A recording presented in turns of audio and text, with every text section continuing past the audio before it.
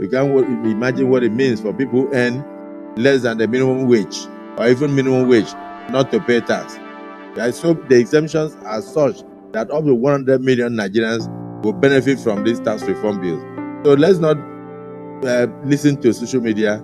Let's not listen to Arise Television. And I hope they are well guided with the explanation of the Senate leader. Yes. Tax reform bill, which is before the National Assembly and which has generated a lot of controversy, is one of the reasons why the Senate President is on the news once again. Just as we all know that he is an uncommon Senate President, so most of the times there are some things that come out from him that one may not take really serious. But however, watch this video. For a businessman that has problem with the bill, you know where to go to. Public hearing. The Senate will not be bullied. We are doing our work in the interest of Nigeria. And by the time we come out with our final position, it will reflect the yearnings and aspirations of Nigerians. And not only that, any reform that we can make, painful as the reform may be, so long as this Senate is convinced that it is in the interest of Nigerians, we will go ahead with it with a view to bringing our economy on a forward march in support of the administration. But we will not also shy away from deleting or abrogating or stopping whatever we feel is not in the public interest. But for the tax reform bills, we believe that there are too many provisions there that would definitely help Nigerians. You can't imagine what it means for businesses that earn less than 50 million not to pay tax. This was the Senate President during the plenary section yesterday saying that people should stop listening to social media as well as watching Arise News. Is this not defamatory? Anyway, it was his own colleagues who made the claim that the tax reform bill has been withdrawn for now. It's on this note that the Committee on Finance that has been that the bills have been referred to should halt action on public hearing and other issues until we resolve this issue. So why all this kind of statement? But before we say anything further, let's watch what Rufai Reuben Abati said about this. We're able to show the video now of Jibrin Barau. Will the uncommon Senate President now go ahead to apologize after defaming and say don't listen to Arise News when they were at fault? Because I'm obviously sure that he didn't watch Jibrin Barau and said everything is halted. When you use the word halted, what does it mean? There's a stoppage, there's a suspension. That's what halt means. Or probably the uncommon senator is a lawyer, so you should understand the essence of English language when they say halt of something. And before you start picking holes in Arise TV, we do our job very brilliantly here, and you can't deny the fact. And that's why we are constantly on your lips every time as you politicians. We hold you accountable on this table. It has to be said. The truth has to be said. It's any bow to pressure. Let's stop deceiving ourselves. We live on self-deceit in this country. Self-deceit is like a drug that we take to live. It bowed to pressure. That's why Jibrin Barau said we're going to halt things. This was the same bill that they were saying they were pushing to public hearing. Why didn't they go ahead with public? Why did they set up this ad hoc committee? For what? And we have made the argument here that we might not support President Tinubu or everything, but on this bill he got it right. So what you should have done, rather than blame Arise TV, is to blame his colleague Barau that called for the halting. Not Arise TV. It's not our problem. So please, the position, even if you turn me 150 times, I will stay constant because the truth is constant. The President and the majority leader, Senator Bamidele, both saying we cannot be bullied, we're doing our work, we have not suspended the consideration of the bills.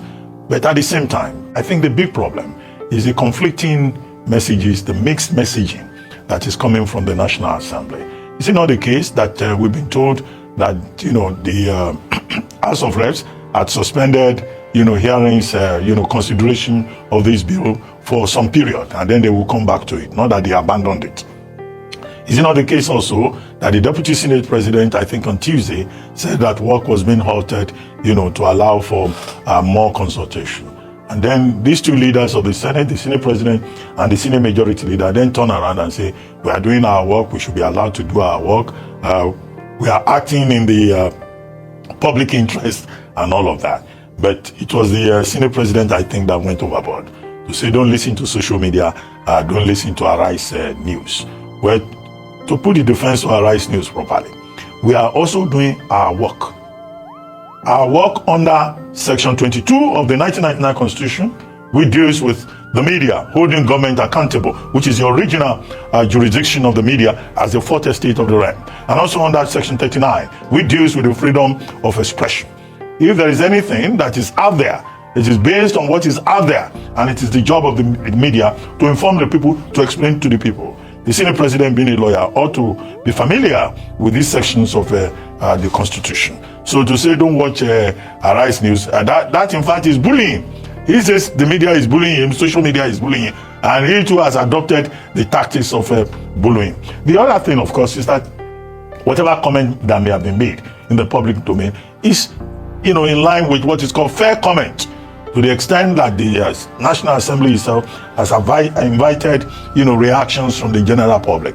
And that reaction, whatever form it comes, it is for the National Assembly to consider them. But to say that, whatever is in the interest of the administration and in the public interest, we will do it. The Senate President says up to 100 million Nigerians will benefit from these 4 tax bills. How did he arrive at that figure of up to 100 million Nigerians going to benefit? Because data is part of the challenge. All of them have been saying, we are relying on data, we are relying on data. When I asked Taiwo Idili, how did you calculate this data? How did you arrive at it to determine that it will ensure fairness, equity, and justice? He sidestepped the question. It's not enough to just talk about data or to say we are being bullied. This is a matter of interest to Nigerians.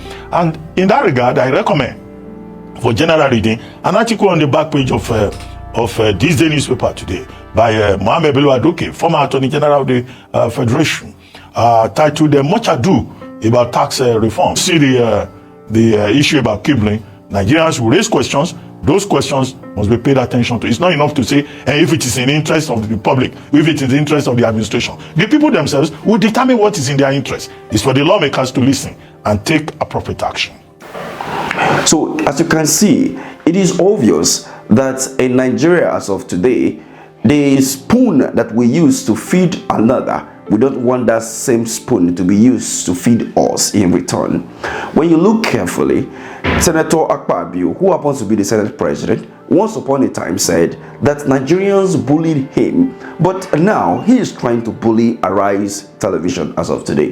When you look at the news that comes out of Nigeria, you will understand that the authentic news actually is on the social media, not actually from the mainstream media.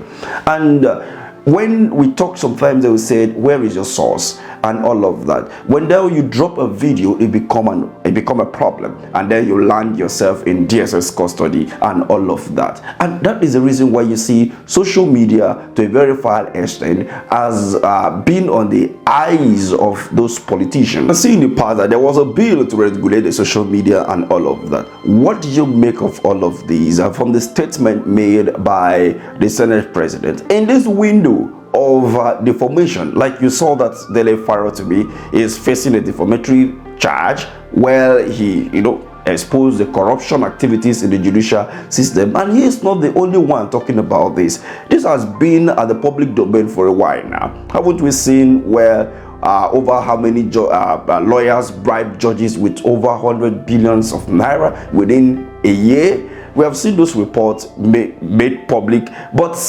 because this guy is, I said, from an opposition, I know, so they have to take that case up. But what do you make of all of these? Let's have this conversation in the comment section. Thank you for watching.